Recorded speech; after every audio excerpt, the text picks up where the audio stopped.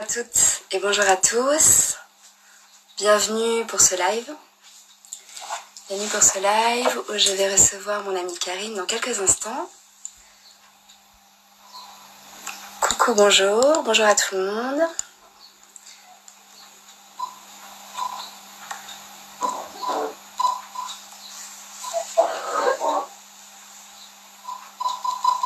Coucou. Bonjour, bonjour, bonjour tout le monde. Bienvenue, bienvenue à vous. Je vais donc recevoir bientôt mon amie Karine pour faire ce live.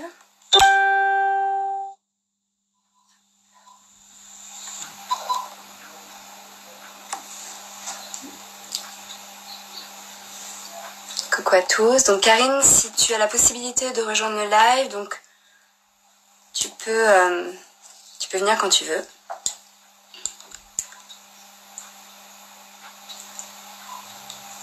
Hop. Ah, excusez-moi pour la technique, c'est pas évident.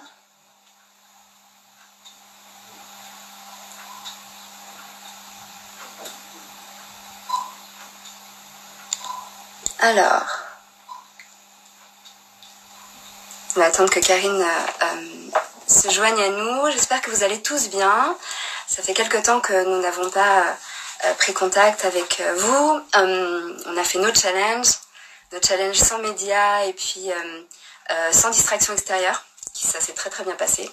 Puis on a enchaîné aussi avec Steven avec un jeûne à l'eau, un jeûne sec. Donc on était un petit peu épuisés, mais ça nous a fait beaucoup de bien. J'espère que pour les personnes qui ont fait le challenge avec nous, sans médias et sans distraction extérieure, ça vous a permis vraiment de découvrir de nouvelles choses. Peut-être même que cela vous a permis d'avoir des nouvelles pensées ou de nouvelles formes de pensée. Ou peut-être de nouvelles envies, de nouveaux projets. Alors, on peut en reparler, bien entendu, après. J'attends toujours Karine, qui va venir bientôt.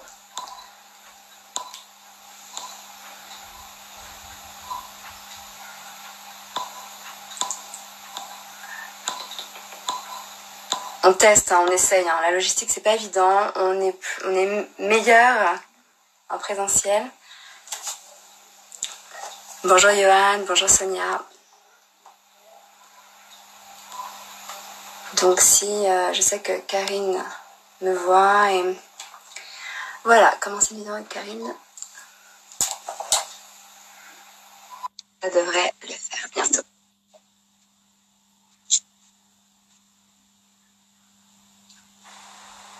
Ouais, chouette. Coucou. J'ai pas réussi à me mettre sur l'ordinateur, au secours. je me suis doutée. Au final, on y arrive mieux sur le téléphone. Je suis trop nulle. Je suis trop nulle en truc. Je peux essayer de le créer tout le temps pour le caler si tu veux. Ouais. Alors, soyez vraiment conciliants, s'il vous plaît, parce que moi, je suis vraiment pas douée là-dedans. Voilà, je vais le caler. Prends ton temps, cale-le, installe-toi comme tu veux. C'est vrai que sur l'ordinateur, on avait un petit peu de mal avec Instagram. Coucou Karine. Coucou tout le monde. Voilà. Génial, tu me dis quand t'es prête. Super stressée. Là, ça va mieux. Ouais, ça va mieux. Oui, ça va mieux. On règle la logistique et c'est OK. Ouais. Déjà, génial. Merci à toi d'être là pour ce live. On s'est eu au téléphone déjà presque tout le temps. C'était vraiment génial et agréable. Et je voulais faire du coup aujourd'hui ce live avec toi, cette interview avec toi. Enfin, je préfère dire plutôt un partage qu'une interview parce que c'est pas vraiment mon métier. Donc, on essaye. Le but, c'est vraiment d'échanger. Et s'il vous plaît, soyez gentils. Ayez pitié de moi. Pas du tout. Bien entendu, il n'y a pas de pitié. Au contraire, on est hyper content et hyper heureux de pouvoir partager avec toi surtout ton expérience, ton parcours, pour mieux te connaître aussi et puis peut-être pour donner envie à des gens d'essayer des choses avec toi ou même tout seul ou développer de nouvelles formes de pensée ou attirer certaines personnes à réaliser d'autres choses. Et justement, je vais dire deux, trois petits mots avant que tu puisses prendre le relais. On se connaît du coup, toi et moi, depuis très peu de temps, depuis quelques mois. Et ça a été vraiment une rencontre géniale pour moi. Et je trouve que j'aime ton énergie. Et je trouve que tu es une personne très intéressante. Et du coup, ça nous donne aussi un élan pour travailler ensemble et faire plein de choses ensemble. Et je voulais justement que tu nous fasses part de ton parcours. Tu as choisi en nom de thème du mental à l'invisible et je trouve que ça résume très très bien qui tu es, ce que tu as fait, comment tu l'as fait. Je voulais justement donc que tu nous fasses part de tout ça. On fera un pont aussi sur le fait en rapport justement avec ce titre de thème. Que tu nous expliques pour quelles raisons et comment tu t'es tournée vers les soins holistiques, les soins énergétiques, les thérapies holistiques. Et puis avec plaisir. C'est à toi. Alors c'est à moi. Alors déjà je voulais te remercier de m'avoir proposé ce live. Je suis super contente de te voir en cette période où on est tous les uns chez les autres. Et déjà je voulais dire à ceux qui sont là ou à ceux qui viendront plus tard je leur envoie plein de courage, plein de bonnes pensées, de bonnes ondes pour ceux que je connais, plein de bisous et de câlins de loin, mais avec cœur. Et oui, comme tu le disais, ça fait pas longtemps qu'on se connaît, mais moi en fait je suis venue te voir pour un enseignement, pour suivre ta formation la Hoshi. Depuis et c'était super, c'était super. Et puis on a effectivement pas mal de points communs.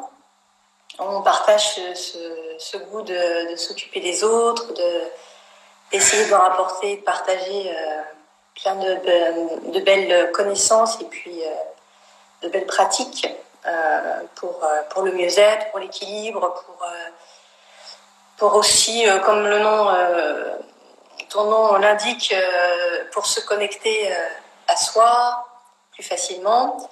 Et puis, dans un second, troisième temps, ou avec le temps pour se connecter à ce qu'il y a de plus grand et d'invisible éventuellement. Donc, merci à toi pour cette opportunité. Merci pour tous ces bons moments que j'ai passés avec vous et avec Steven dans tes ateliers, vos ateliers. Nous, on en fera ensemble... si l'univers le veut bien, dès qu'on sera tous libérés, on va faire des trucs très très sympas ensemble et en groupe. Et donc du coup, peut-être, alors me présenter. Donc je m'appelle Karine, effectivement. Je suis thérapeute holistique. Je fais des thérapies psychocorporelles. Mais ça, c'est depuis 5 ans. Voilà. Depuis 5 ans... ma vie c'est ça. Ma vie c'est apprendre, expérimenter, découvrir, tester en moi-même certaines découvertes et pratiques pour me sentir plus épanouie, pour être en meilleure santé, pour être apaisée. Et ça a commencé principalement il y a 5 ans. Parce qu'il y a 5 ans, je me suis complètement effondrée psychiquement, physiquement, moralement, puis sur tous les plans, franchement sur tous les plans. C'était il y a 5 ans, donc j'avais 45 ans. Il y a 6 ans là-bas, j'avais 45 ans, donc il y a 6 ans. Est-ce que tu veux que je retourne en arrière ? Tu peux faire une coupe, rapide en fait, pour vraiment expliquer le fait que tu étais vraiment issue d'un milieu qui était très différent de ce que tu fais à l'heure actuelle. Voilà, tout à fait. Très rapidement. Ouais, très rapidement, parce que sinon, à moins que vous ayez 3 heures devant vous, vu mon grand âge, ça va prendre du temps. Alors effectivement, j'ai grandi dans une famille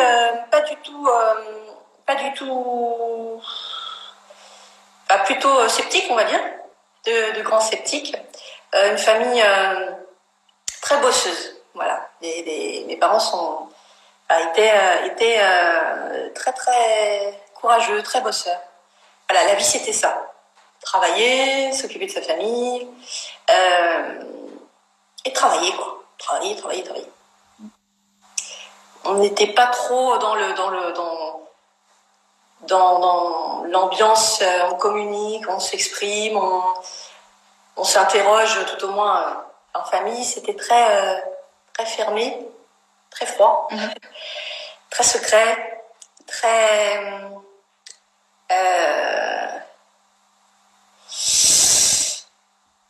dans le courage, la force, la dureté, et puis c'est tout, quoi. Voilà. Et on avance. Moi, j'ai grandi dans cette ambiance-là avec ce que ça apporte de positif, puisque pour tout, il y a toujours des choses positives. Et puis, par contre, dans ma nature, moi, j'étais juste tout le contraire. Donc, j'étais une enfant très sensible, hyper sensible. Très, comment dirais-je, rêveuse, à me poser toujours des grandes questions, à être émerveillée par la création, l'univers, les planètes, la nature, les animaux, la vie, les interactions. Et l'humain, passionné par l'humain, par tout ce qu'il y a derrière, toujours. Ce qu'il y a derrière la façade. Voilà. Mais ma vie, c'était ça. Et puis ensuite, voilà, comme tout le monde, on grandit, on s'adapte, on essaie de se formater, de faire plaisir, d'être comme notre entourage veut. On essaie de coller à une image. Et après, sans rentrer dans les détails, ma vie est devenue très très compliquée. Il y a eu beaucoup de douleurs émotionnelles, de ruptures, de coupures, de séparations. Les années passent, des deuils, des grosses souffrances. Grosses souffrances donc émotionnelles, des blessures d'âme terribles. Et là, j'ai perdu une partie de ce que j'étais, c'est-à-dire la douceur, la naïveté, l'espérance. Je suis devenue ce que j'appelle une machine de guerre, vraiment. Donc, c'était travailler, réussir, tout contrôler, me contrôler, ne rien exprimer, ne rien exprimer. Et surtout, me faire un blindage monstre de manière à ne plus souffrir. Et ça a duré des dizaines d'années. Mais on est comme on est, donc il y avait ce gros blindage extérieur. Mais à l'intérieur, j'étais toujours cet enfant ultra sensible. Je captais tout, je sentais tout, je devinais plein de choses. J'avais des rêves très bizarres, que maintenant je m'explique, mais pas du tout à l'époque. Des cauchemars. Beaucoup de cauchemars. Et puis voilà, les dizaines d'années passent. Je suis veuve, plus tard je suis mariée et puis je divorce, et puis j'ai mes enfants et je les élève seule. Et j'ai des carrières, tous les 7 ans je change de métier, je m'adapte, je rebondis, je résilie d'une certaine manière, j'encaisse, et je continue, comme plein d'entre nous. Et voilà, une vie de dingue, je bossais 70 heures par semaine, j'ai élevé mes enfants seule, j'étais une mère très aimante, mais en même temps très contrôlante, ultra contrôlante, il y avait toujours peur de tout, ce qui fait que tout était dans des boîtes, dans des carrés, Mais bon, la vie n'était pour moi qu'une succession d'épreuves, de blocages, de luttes. Comme j'avais une énergie monstre, une volonté monstre, à chaque fois je réussissais à m'en sortir, mais au détriment bien sûr de la joie, du bonheur, de la satisfaction intérieure. Tu avais le sentiment peut-être excuse-moi, peut-être que tu veux dire qu'il y avait une sorte d'ambivalence et peut-être même le sentiment de te battre pour vivre plutôt que vraiment vivre dans des sentiments positifs. Les dernières années, c'était la survie. Parce que j'étais chef d'entreprise, entre autres. Voilà, j'ai été mannequin, j'ai été chef d'entreprise, alors mannequin c'était il y a longtemps. Hein. J'ai été agent immobilier, enfin, j'ai fait plein de métiers à chaque fois. Et les dernières années, j'étais directrice d'un domaine hôtelier. Voilà. À chaque fois, j'avais besoin de challenge en plus. Donc dès que ça allait un peu mieux, j'arrivais toujours à me mettre dans des situations où ça pétait, où ça s'arrêtait, ou comme par hasard. comme par hasard, voilà. Voilà, donc vraiment une vie de lutte, de combat, avec en donnant toujours le change, hein, c'est-à-dire que ça se voyait pas de l'extérieur, mais à l'intérieur je m'abîmais de plus en plus, de plus en plus. Et j'étais arrivée à 45 ans vraiment dans un cercle hyper destructeur, autodestructeur. Et il y avait eu des alertes, hein, les années précédentes et 15 ans auparavant, je m'étais déjà effondrée, mais j'avais vite remonté, en apparence. Et je m'étais déjà effondrée. Et là, à 45 ans, je me suis complètement effondrée dans le sens où même mon corps m'a lâché. Jusque-là, j'avais tellement de force vitale, d'énergie vitale, mon corps tenait. Donc, je dormais pas la nuit, j'étais insomniaque depuis une vingtaine d'années, je prenais des cachets pour me lever, des cachets pour dormir, des cachets pour tenir, et j'allais bosser, je m'occupais de mes enfants. Mais là, à 45 ans, même le corps a lâché. C'est-à-dire que je m'effondrais, je tombais dans les pommes, je saignais. Voilà, c'était l'effondrement total, psychique et physique. Ton corps te parle. Voilà.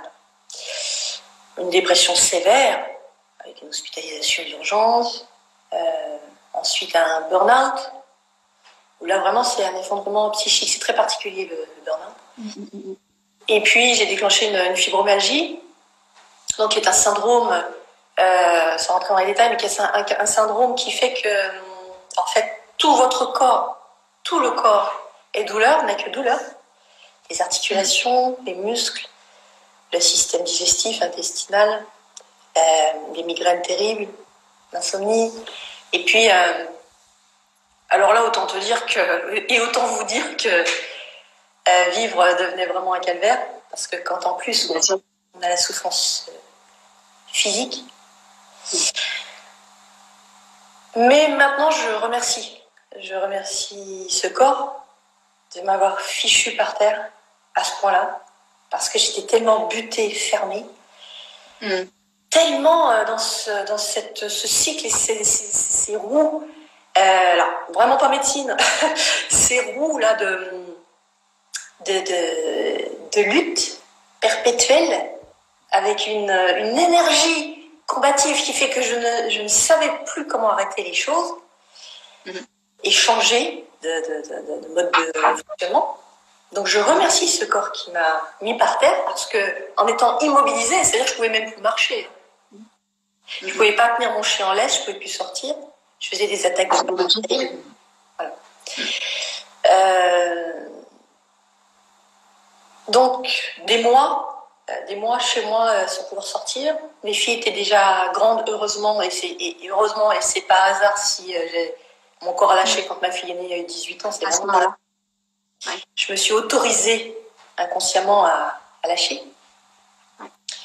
Enfin, j'étais dans un état vraiment très, très, très critique. C'est-à-dire que si j'avais pas eu un cœur aussi solide, je n'aurais pas échappé aux attaques de panique qui étaient énormes. Voilà. Donc, 45 ans dans cet état-là. C'est-à-dire une loque. Franchement, il n'y a pas d'autre mot. J'étais une véritable loque. Et je me suis dit, je me suis posée vraiment, et je me suis dit, mais c'est pas possible, quoi. Qu'est-ce que tu dois comprendre? La vie, ça peut pas être que ça. Ça peut pas être comme ça. Et qu'est-ce qui s'est passé? Qu'est-ce que t'as fait? Qu'est-ce que t'as pas compris? J'ai commencé à me poser des vraies questions. Alors quand je dis vraies questions, ça veut pas dire que je m'en étais jamais posée, parce que j'ai fait des thérapies dans ma vie. J'ai fait deux thérapies. J'ai été hospitalisée, donc voilà, j'ai eu des soins, des gens qui m'ont écoutée. Voilà. Mais les vraies questions, c'était de savoir qu'est-ce que mon corps veut me dire, qu'est-ce que ça veut dire cette souffrance, Qu'est-ce que moi qui étais très très croyante, puisque oui j'ai oublié de le dire, mais je suis d'une famille athée. Entre 16 et 22 ans, j'ai étudié ce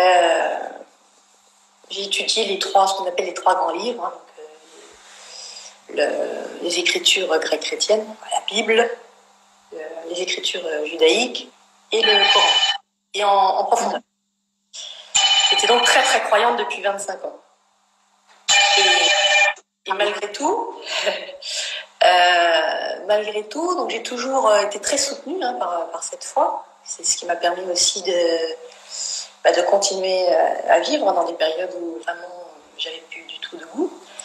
Mais malgré tout, à l'époque, voilà, je demandais beaucoup de force, d'énergie. Voilà, je savais que ça. Je demandais de la force, mais j'ai jamais demandé le bonheur, la joie, la paix, etc.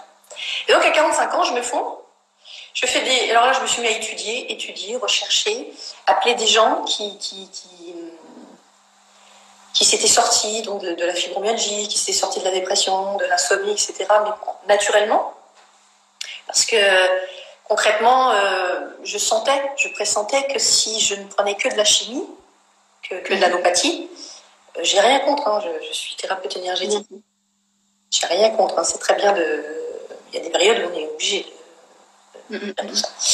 Mais comme j'en avais déjà pris, je savais que si je continuais, j'allais me mettre le foie en l'air et ça n'allait pas durer longtemps. Du coup, c'est-à-dire que ça vient masquer, excuse-moi de t'interrompre, mais ça vient masquer le problème et au final, pas forcément guérir la source et la cause du problème.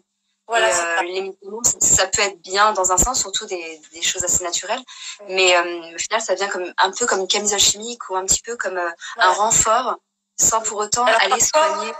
Parfois, on en a vraiment besoin. Hein.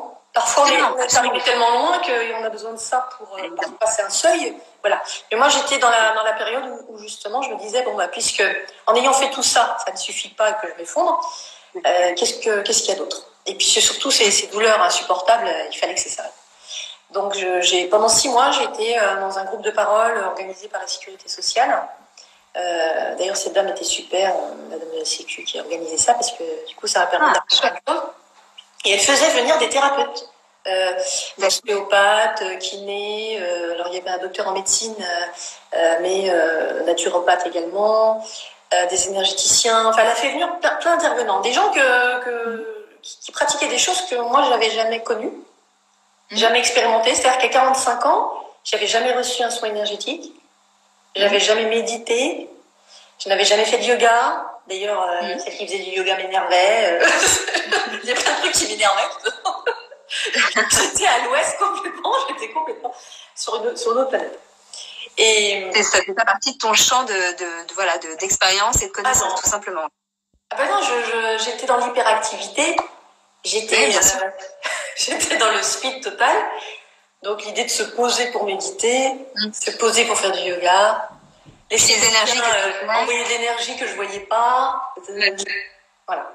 Et pourtant je croyais en Dieu, donc je croyais en quelque chose d'invisible, mais voilà, c'est différent, voilà, c'est complètement différent.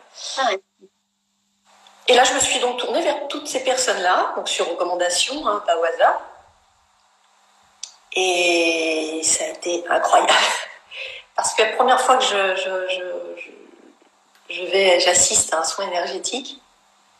Une amie qui se faisait donc suivre par un énergéticien, alors bioénergéticien, magnétiseur, on les appelle, ou maître Reiki, enfin on les appelle comme on veut.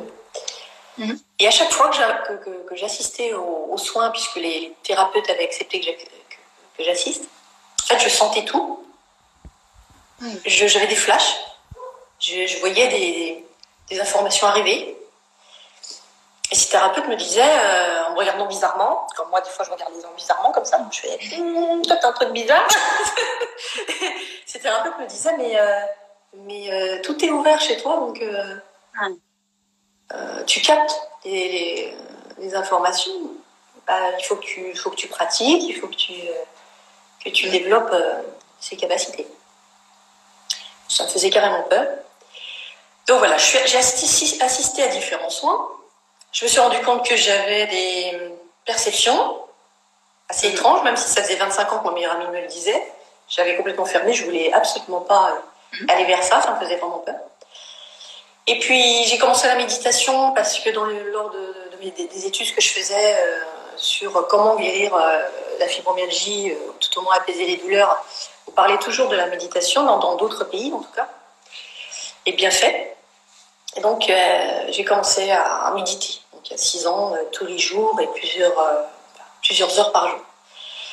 Faire un petit peu d'activité physique en fonction de mes possibilités de capacité de supporter la douleur, parce que c'était assez affreux. Pour quand même garder le moral. Étudier beaucoup, lire des livres, regarder sur internet qu'est-ce que ça voulait dire le magnétisme, qu'est-ce que ça voulait dire, qu'est-ce que c'était les soins quantiques, qu'est-ce que c'était les vibrations, les ondulations, les ondes de forme, etc. Comment on pouvait apporter un mieux-être aux gens simplement en posant les mains, parfois en visualisant, ou à distance. Voilà, j'ai étudié. Et mes perceptions sont de plus en plus ouvertes. Et surtout, sur le conseil de différents thérapeutes énergétiques, j'ai commencé à poser les mains sur moi. Et mes douleurs ont commencé à partir. Alors là, je me faisais même peur. Ça me faisait peur. Parce que j'étais tellement habituée à mettre tout dans les cases. Et moi, Karine, elle pouvait pas être ça. Des trucs bizarres. Voilà, faire des choses. Ça collait pas du tout. Je n'arrivais pas. Donc, j'ai mis beaucoup de temps à intégrer. Voilà, de toute façon, je mets toujours beaucoup de temps à intégrer ce que mon mental ne supporte pas, ne comprend pas. Je mets toujours beaucoup de temps. Enfin, tout est relatif, hein, mais je mets toujours beaucoup de temps. La méditation, le magnétisme. Après, je pensais retourner au domaine hôtelier où je travaillais avant, mais en me disant, je vais lâcher la direction d'hôtel et je vais m'occuper du spa, alors je vais me former au massage. J'ai fait 6 mois de formation de massage ayurvédique et de shiatsu. Pendant les massages, pendant ma formation, pendant l'enseignement. Alors les mains, c'était chaud, c'était brûlant, ça piquait, ça vibrait, enfin c'était... Ça avait des sensations, ouais. C'était de plus en plus fort. Et puis les personnes qui recevaient les soins également, pendant la pratique, me disaient, mais attends, il se passe des choses bizarres, ou alors les gens se mettaient à pleurer, voilà, des émotions qui se libéraient, ou se mettaient à rire, enfin bon, c'était particulier. Donc voilà, j'ai continué, je me suis dit, tiens, apparemment mes massages font un bien assez impressionnant. Je continue à me former comme ça. Et puis ensuite, j'ai découvert le Reiki. Donc, Justement, je voulais que tu nous en touches 2 mots, tu nous expliques ce que c'était, le Reiki. Donc, parce que maintenant tu es maître Reiki, tu enseignes aussi. Et voilà, donc du coup, voilà l'arrivée du Reiki. Tu vas pouvoir nous expliquer quelle est cette méthode, d'où ça vient. Quelle est cette méthode? Oui, c'est une méthode. C'est une méthode, effectivement. Ce qui est beau dans le Reiki, c'est que c'est une méthode que l'on apprend et qui nous permet de libérer en fait notre capacité naturelle à transmettre l'énergie. L'énergie vitale et l'énergie qu'on appelle universelle. Et ça, tout être humain, tout être vivant a cette faculté. Sauf que dans nos pays, en Occident, on a perdu cette reliance justement à l'invisible, à la vibration. Donc le Reiki pour ça est super parce que voilà, c'est à la portée de tout le monde, de tout un chacun. Et puis ça permet de se développer personnellement, ça permet de se développer si vraiment on pratique, parce que c'est pas de la magie, donc si on ne pratique pas, il ne se passe rien. Mais en pratiquant, et moi à l'époque, je pratiquais 2-3 heures par jour, puisque j'avais décidé finalement de changer de vie complètement, de vouer ma vie en fait à la découverte de moi-même, de mon univers personnel, de mon système. Et donc je me suis complètement consacrée là-dessus, à tous ces enseignements, toutes les sagesses, pas toutes parce que c'est sans fin, mais découvrir, expérimenter. et ensuite maintenant partager. Donc le Reiki, 2 ans de formation. J'ai été formée moi en Espagne par ma maestra de Reiki. Si elle est là, enfin elle n'est pas là, mais si un jour elle me voit, merci Maria. Parce qu'en Espagne, on est enseigné dans la tradition japonaise, donc ça peut paraître bizarre, mais en fait, on apprend le Reiki pas occidental, mais japonais. Oui. Avec beaucoup de méditation, justement. Donc, j'ai continué à méditer.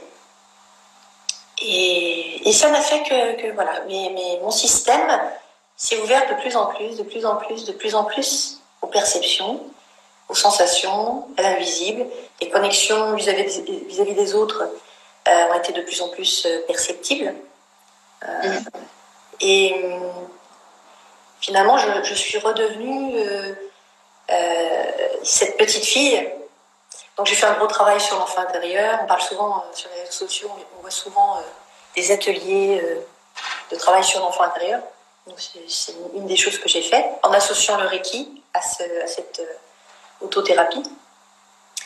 Je me suis reconnectée à cette petite fille qui était émerveillée par tout, par cette planète, par l'humain, par la nature, par l'univers, par le cosmos. Voilà, je me suis reconnectée à elle.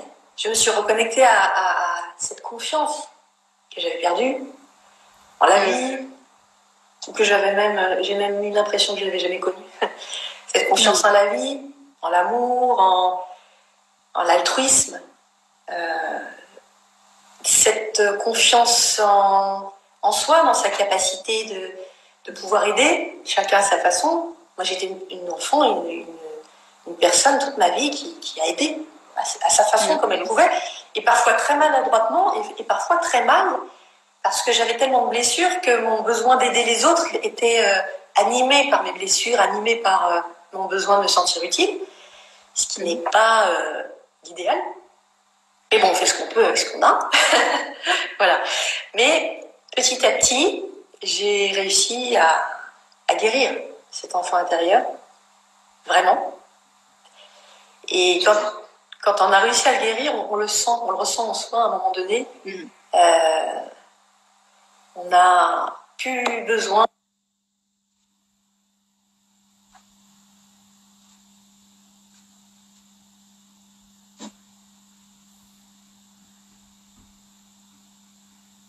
Ah, Karine a un problème de connexion, peut-être. Oui, moi je suis là. Super. Je vous avais perdu. Mince. Je vais me mettre comme ça. Donc du coup, quand on guérit son enfant intérieur, on n'a plus besoin, tu disais. Je vais faire ça parce que sinon... Voilà. On n'a plus besoin de cette muraille, de ces barrières. Quand on réussit à guérir cet enfant intérieur, on n'a plus peur. On a plus clair. Oui, on n'a plus peur d'être blessé, on n'a plus peur de ce qu'on maîtrise pas, on n'a plus peur de paraître ceci ou de paraître cela. Voilà, quoi. On est ce qu'on est parce qu'on a appris à s'aimer vraiment avec ses défauts, avec ses failles, avec ses faiblesses. Ouais. Et ne pas avoir peur, c'est idéal et c'est génial. Enfin, en même temps, c'est humain aussi d'avoir peur, mais une fois la peur dépassée, ça te permet vraiment de construire quelque chose et d'aller au-delà et au-devant de ce que tu es vraiment et peut-être réaliser beaucoup plus facilement tes projets. La peur est ce qui nous empêche, en fait. Ce sont des barrières et c'est vrai, animés par tous nos programmes antérieurs et donc c'est chouette. C'est top de pouvoir justement guérir ces blessures et ça, c'est une bénédiction. C'est vraiment c'est une libération totale. C'est une libération totale. Donc à travers du coup le Reiki. Alors à travers tout ce cheminement. Oui. Puisque quand j'ai commencé le Reiki, j'avais pratiquement plus de douleur due à la fibromyalgie. Grâce au magnétisme, grâce à la méditation, grâce à certains soins, des massages. Enfin voilà, il y a plein de choses qui peuvent aider à apaiser les douleurs. Et puis, alors pardon, excuse-moi, ta question c'était. Du coup, c'était par rapport au Reiki, donc tu as répondu à ma question. Tu me dis que c'est grâce à tout ce que tu as mis en place, en fait, les massages, les énergies, le magnétisme, le Reiki. Donc, tu as pu justement, donc, d'une, guérir ton enfant intérieur et puis l'alimentation, pardon. Ah oui, je te coupe. Oui, j'allais oublier. Alors, je suis une mangeuse. Je veux dire, je suis un ogre. Je suis un ogre. J'ai jamais fait attention à ce que je mangeais. Je suis une viandarde. Je suis enfin tout. Enfin, voilà. Jusqu'à il y a 5 ans, je n'avais pas de problème. Je grossissais pas, donc ça m'aidait pas du tout à faire attention, tout au moins. Mais par contre, les fibromyalgiques sont complètement intolérants au lait, enfin aux produits laitiers. Donc moi, pour faire simple, je me nourrissais de féculents, de viande, et de fromage et de lait. Voilà. Okay. Et j'ai arrêté complètement à l'époque. C'était des douleurs tellement insupportables que ça m'a quand même calmée. J'ai arrêté complètement le lait sur le conseil d'un médecin qui est également naturopathe et surtout fibromyalgique. Et fille également, donc c'est vrai que ça fait des années que j'ai arrêté le lait, les produits laitiers. Alors parfois je fais mes petites orgies de fromage parce que vraiment j'aime trop ça. Mais je suis obligée de faire attention. Ce qui fait que maintenant j'ai retrouvé de l'énergie, je redors, j'ai plus de douleur.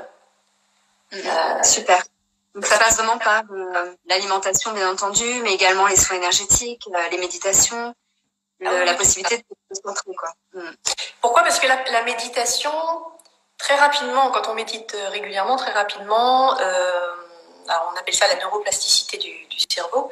Très rapidement, le cerveau émet de nouvelles informations au système, au corps, au système nerveux, bien sûr.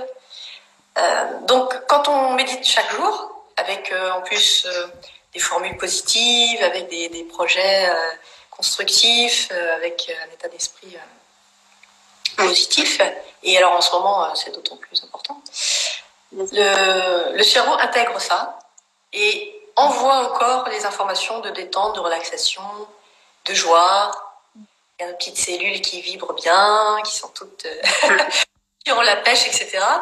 Et on désamorce le cercle vicieux qui finit par engendrer donc des douleurs, des dépressions, etc. Bien sûr que c'est de la pratique, c'est de la discipline, ce sont des efforts, hein, on n'a rien sans effort. Mais faire des efforts et discipliner, ça ne veut pas dire lutter. C'est ça.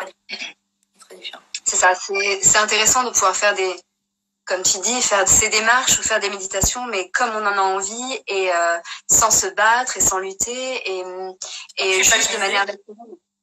Ouais. Sans culpabiliser également. Ah oui, absolument. Voilà. Et puis ensuite, pour en venir à ce que tu disais,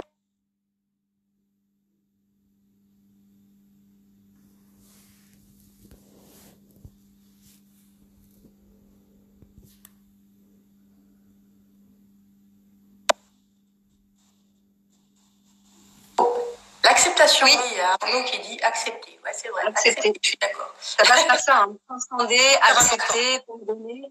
Ça passe par ça aussi, changer, se transformer, ça passe par l'acceptation, le transcender l'information, l'accepter, pardonner ensuite, pardonner aux autres, à soi, à la situation. Le pardon, c'est super important. Oui, on en parle beaucoup dans les formations Reiki. C'est un des principes du Reiki, le pardon. C'est très très important effectivement pour apaiser tout notre système actuel, mais également nos lignées, le passé, le futur. Ouais. Ah bon, ça, ce sont des sujets, on pourrait en parler pendant des heures. C'est sûr.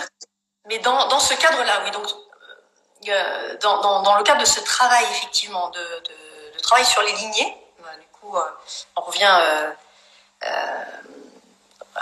aux 2 dernières années finalement. À un moment donné, donc j'ai eu ce qu'on appelle un éveil.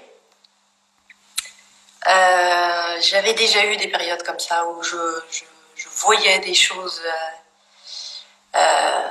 Je voyais des choses, mais à l'époque, ça me faisait très très peur. Et à nouveau, ça s'est manifesté il y a 2 ans. Donc, j'ai fait des rêves éveillés. J'étais éveillée la nuit par des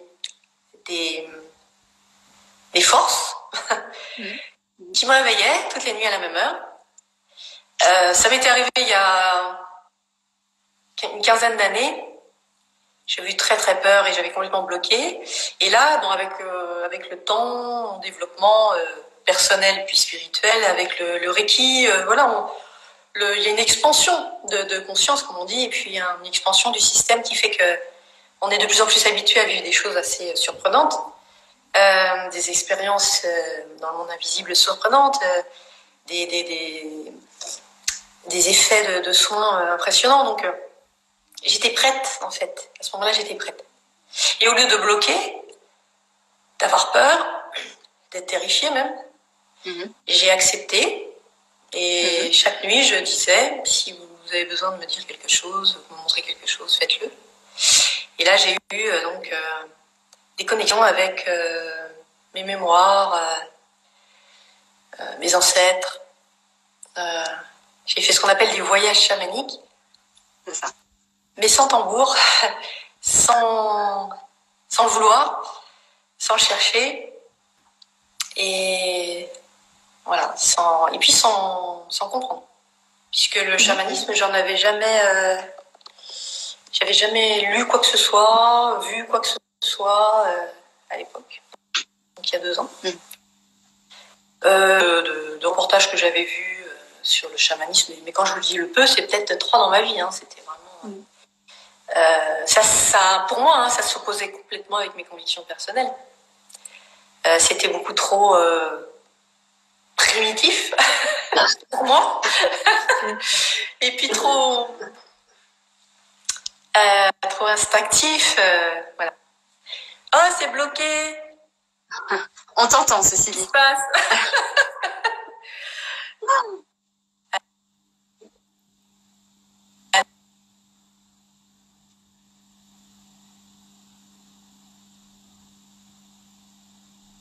Alors, il n'y a plus de son. On n'a plus de son. Nous n'avons plus de son, Karine.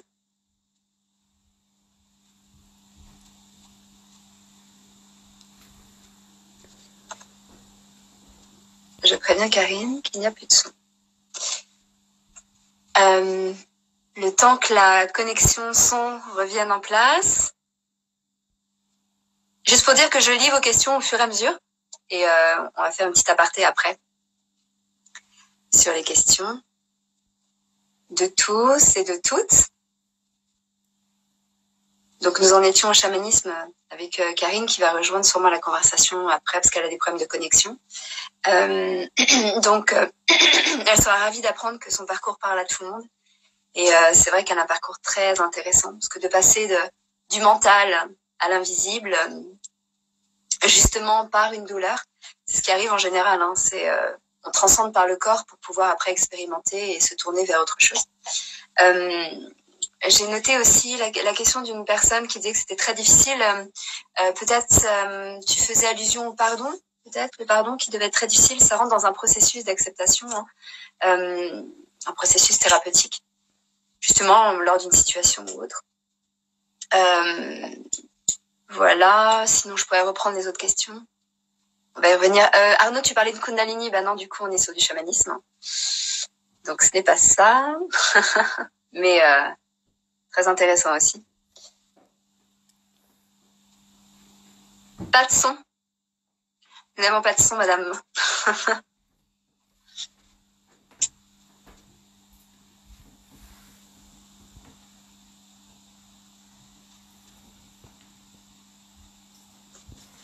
Oui, donc c'est toi, Sonia, qui parlait peut-être du fait que ce n'était pas facile, le pardon, c'est ça?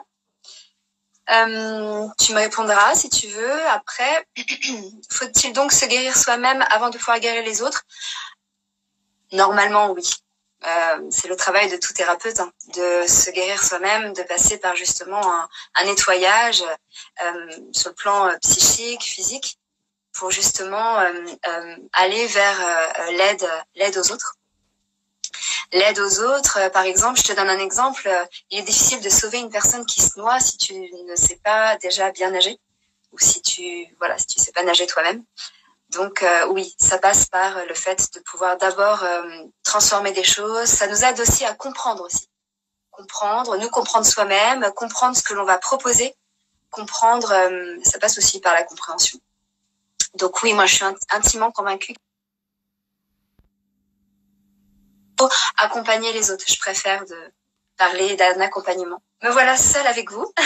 Karine va peut-être essayer de rejoindre la conversation d'une autre manière. En tous les cas, merci à vous tous d'être là, d'être présents, de nous avoir écoutés et de partager avec nous tout ça. Donc, je réinvite Karine à venir. Hop. Continuer ce qu'elle est en train de très bien faire.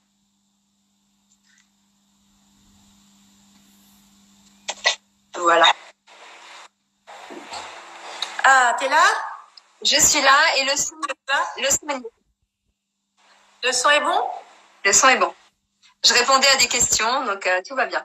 Ah, super. Je suis désolée, excusez-moi, je suis pas douée avec tout ça. Je vous avais prévenu maintenant. Je vous avais prévenu. C'est pas évident, puis les connexions sont pas super bonnes, et puis tout le monde se connecte en même temps aussi à cette heure-ci. Donc, il y a des questions justement, on parlait de Reiki. Juste avant, si tu peux me répondre à 2-3 questions par rapport au Reiki.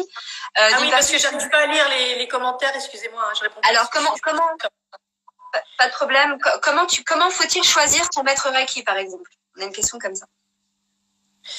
Alors, que ce soit, à mon sens, que ce soit pour le Reiki ou pour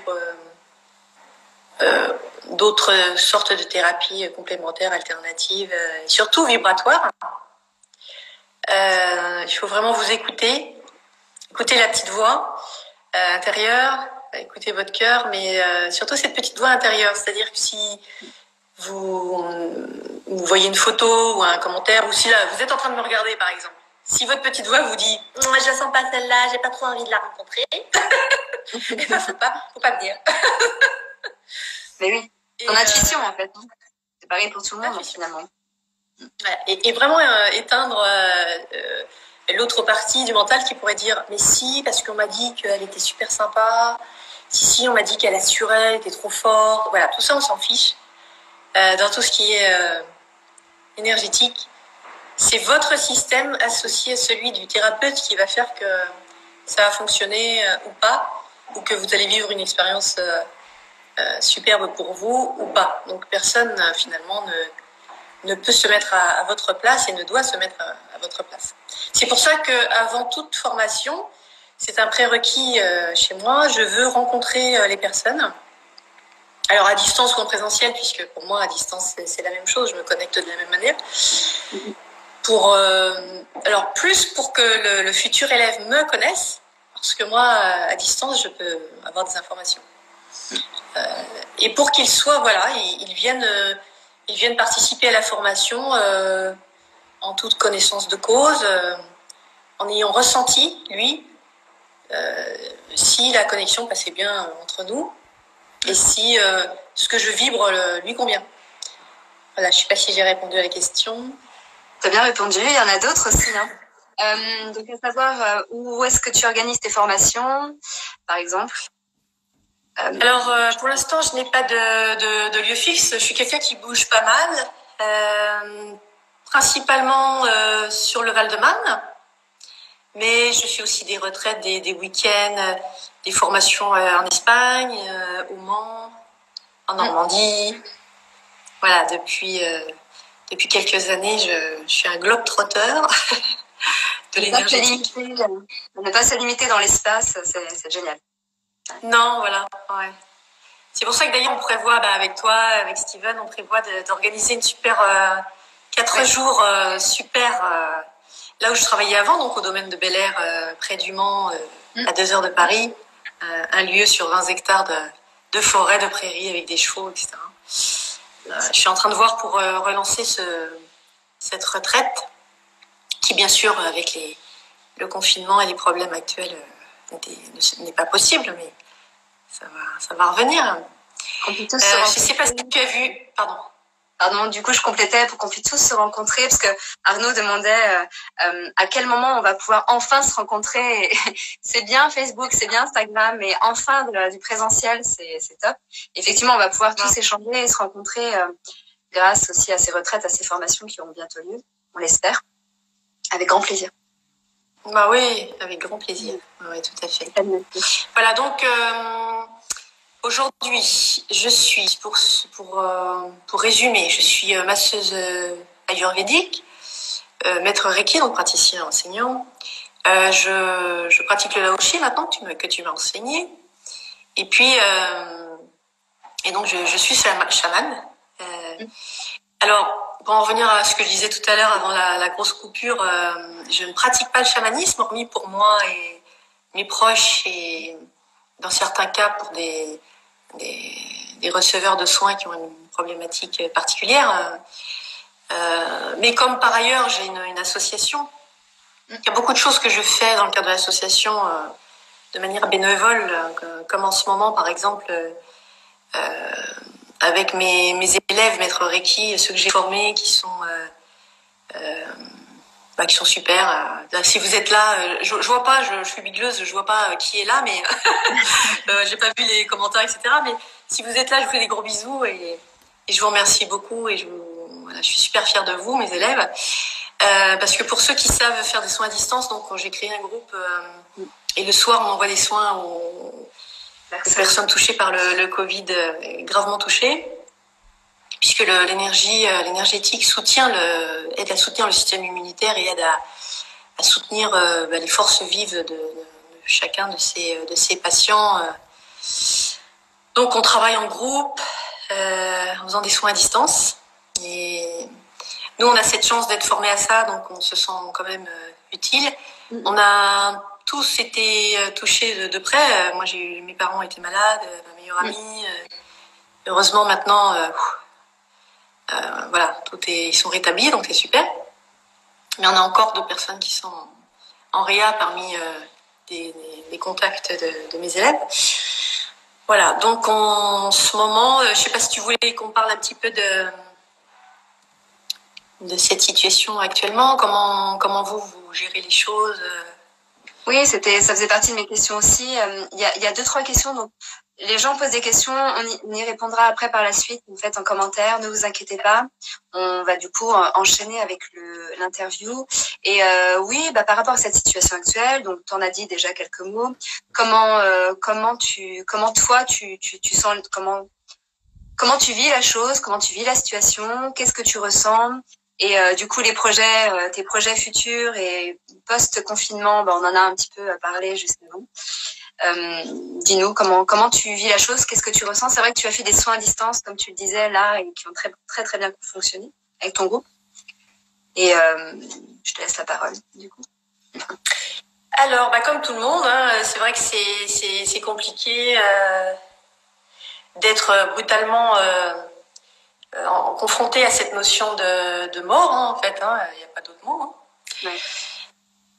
D'être confronté à cette privation de liberté. On est quand même dans un pays où se priver, c'est pas notre truc. Obéir, c'est pas notre truc non plus. Donc, c'est pour tout le monde, c'est compliqué, ça c'est sûr. Après, quand on est habitué à méditer, on peut s'échapper de l'intérieur, c'est-à-dire trouver des ressources et un apaisement en soi. Donc ça, c'est une grande chance. On est habitué, pour ma part, depuis plusieurs années, à vivre seul quasiment. J'ai de toute façon personnellement beaucoup besoin de ces moments de solitude pour avoir du recul sur les choses, pour prendre de la distance, reposer mon mental. J'ai vraiment énormément changé. C'est parce qu'avant, je supportais pas la solitude, j'avais toujours besoin de monde autour de moi. Maintenant, c'est le contraire, j'ai besoin de ces moments de pause. Donc, quand on a cette chance de pratiquer déjà ces retraites intérieures, c'est peut-être moins dur que pour les autres qui sont encore dans la frénésie. J'ai cette chance de pouvoir faire des soins aussi à distance. Malgré tout, régulièrement, j'ai mes petites crises, comme tout le monde, je me sens pas bien. Et je me jette sur les gâteaux, les sucreries, les machins, les trucs. Moi qui faisais du yoga tous les matins, j'avais arrêté. Par moments, j'ai des moments de... Voilà, quoi, de... Donc, je me suis réabonnée là, à du yoga en ligne pour me motiver. Et puis, je suis dans les projets, voilà. Quand, à un moment donné, on sortira de cette situation, donc, les projets, les retraites, les week-ends bien-être. J'ai ce rêve de monter un centre de thérapie complémentaire et un centre d'enseignement. Donc, je cherche un lieu. Je cherche, mais en même temps, j'ai hâte en la vie, en l'univers. Et j'ai des guides, bien sûr. J'ai des alliés dans le monde invisible, donc en tant que chamane, donc je mets toute ma confiance en eux. Si ça doit se faire, ça se fait. Si pour X raisons, ils sont pas très contents de moi, ça se fera pas. Mais ça, c'est à moi de, c'est à moi de me remettre d'équerre. Voilà. Et puis voilà, faut appeler les gens, faut leur parler, faut les encourager. Aussi, une chose que je fais depuis plusieurs années, c'est personnellement, j'ai plus de télé. J'ai arrêté de mettre devant l'écran et d'être bombardée de messages anxiogènes, d'images de violence, de choses comme ça. Il y a déjà pas mal sur les réseaux sociaux, donc personnellement, j'ai arrêté la télé depuis pas mal d'années. Et je crois vraiment que dans ces temps difficiles, c'est très très important de garder alors là pour le coup, le contrôle de ce qui rentre dans notre tête, des informations, de ce qui rentre dans nos oreilles. Là par contre, il faut reprendre la main, parce que si on reste passif et si on est complètement ouvert et réceptif, qu'on ouvre toutes les portes, toutes les fenêtres à cette vague, cette nade de colère, de haine, de peur, ça rend malade, hein, c'est clair. Tout à fait, et j'ai l'impression que là, particulièrement en ce moment, donc ça va faire à peu près bientôt un mois qu'on vit cette situation, et c'est vrai qu'on est passé par plusieurs phases. Enfin, j'observe. En premier lieu, le stress, l'angoisse, tout un tas d'émotions qui sont arrivées d'un coup un peu en urgence. Puis après, il y a eu cette espèce de de petite vitesse de croisière, en fait, où on essaye un petit peu de trouver ses marques, de s'occuper comme on peut. Il y en a qui réussissent mieux que d'autres parce que c'est plus facile par rapport à l'environnement. Nous, par exemple, on fait partie des chanceux parce qu'on a la nature à portée de notre maison. Mais là, particulièrement depuis quelques jours, peut-être même depuis lundi, finalement, donc 2 jours, depuis l'annonce du président. J'ai des amis qui commencent à déprimer. Je vois des messages aussi de personnes qui disent voilà, elles ont beaucoup de mal à dormir, elles angoissent. Donc je les invite vraiment à tourner vers peut-être un peu plus méditer, ou peut-être se tourner vers d'autres activités que ce que vous les méditations guidées sur le net. Il y a plein de gens qui font des trucs super gratuitement, même pour aider. Les méditations guidées, il y a les ondes alpha, bêta, delta. Si vous tapez ça sur internet, donc ondes alpha, bêta, delta pour s'endormir. Vous aider à dormir. Ça aide bien. Ouais, ça aide bien. Et surtout, quelqu'un a dit là très justement, encore Arnaud, décidément Arnaud il dit des trucs bien, hein, il dit il faut faire aussi attention à ce qui sort de notre bouche. Je trouve qu'on a un peu ce défaut ici, c'est que on attend beaucoup des autres. C'est-à-dire qu'on n'arrête pas de râler en disant oui, alors les gens arrêtent pas de dire des vacheries, oui, alors les gens arrêtent pas d'être négatifs, ils arrêtent pas de pas faire ci, ils arrêtent pas de pas faire ça. Mais très justement, ça commence par nous, quoi. C'est-à-dire qu'à un moment donné, il faut arrêter d'attendre que notre bien-être vienne par les autres. Il faut se prendre en main, il faut se prendre en charge, il faut se co-responsabiliser et devenir soi-même un moteur positif. Il faut revenir vers soi et devenir un moteur. Toujours ce truc de ne pas rester passif et de râler dans son coin. Ça demande, ça demande encore, c'est pareil, de la discipline, de l'honnêteté vis-à-vis de soi-même, puisqu'on a tous, et moi la première. Hein. Alors, un petit coucou à tous et merci merci de nous avoir suivis à Karine parce que du coup ça a bien coupé, le temps est dépassé, notre temps est dépassé, on a énormément de choses à se dire. Donc merci à vous qui nous avez suivis, à vous qui nous regarderez et je vais regarder donc tous les commentaires et on va y répondre. Et puis peut-être que nous réitérons aussi, c'est même sûr, hein, nous allons réitérer l'expérience aussi avec Karine pour pouvoir justement peut-être finir cette interview. On a tellement de choses à se dire qu'on n'a pas fini de le dire. Donc je vais prendre le temps tout à l'heure de répondre à chacun. Petit aparté par rapport au Laoshi et au Reiki parce que je suis aussi initiée au Reiki, donc je pratique les deux formes d'énergie et pour associer le Reiki avec le Laoshi, c'est quelque chose qui ne se fait pas. C'est deux canaux énergétiques extérieurs et du coup, parce qu'en même temps je regarde qui me parle, deux canaux énergétiques extérieurs et du coup on ne peut pas associer les deux formes d'énergie quand on fait un soin. Donc c'est soit vous pratiquez le Reiki ou soit vous pratiquez le Laoshi et donc il y a une méthode et un protocole à tenir. Donc ça c'était pour répondre à la question de tout à l'heure. Par rapport aux personnes qui angoissent le soir, la nuit ou tout au long de la journée, comme l'expliquait Karine à l'instant, effectivement, ça passe par tout un tas d'activités et de méthodes que vous pouvez mettre en place, des méditations, il y a des exercices. C'est vrai que là, on a Connexion à soi, on a un petit peu mis de côté les ateliers parce que nous-mêmes, nous travaillons sur nous, sur nos projets, sur ce qu'on fait individuellement, hein, que ce soit Steven ou moi. Mais on va reprendre aussi les ateliers, ça peut tout simplement nous faire du bien à tous. Ce que je vous propose, c'est aussi de prendre ce temps pour vous, pour aussi vous permettre de changer vos activités, de changer vos fonctionnements, votre fonctionnement. Peut-être adopter d'autres habitudes tout simplement et faire un travail intérieur avec ce que vous ressentez. Comme disait Karine, ça passe aussi par le bonheur passe par l'intérieur, pas forcément par les événements et les éléments extérieurs. Ça, qu'est-ce que vous nous avez demandé aussi tout à l'heure, je peux répondre. Il y avait d'autres questions aussi. Ah oui, par rapport aux angoisses, vous pouvez aussi faire de la cohérence cardiaque. Sur les téléphones, vous pouvez télécharger une application qui s'appelle Respirelax. Respirelax, ça vous permet de faire justement, de calmer les angoisses ou les attaques paniques. Donc, de la cohérence cardiaque, ça vient justement par la respiration, vous amener à stabiliser les battements du cœur et tout ceci envoie un message au cerveau qui dit « calme-toi ».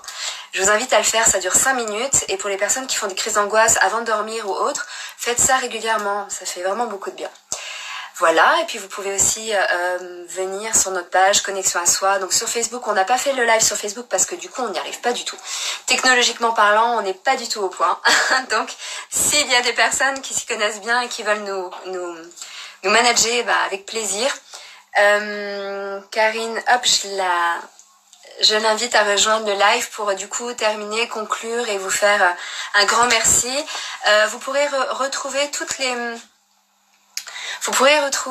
les infos de Karine donc sur son Instagram. Donc vous avez son Instagram ainsi que sur Facebook. Donc pareil, hein, on a tout mis aussi sur notre Facebook.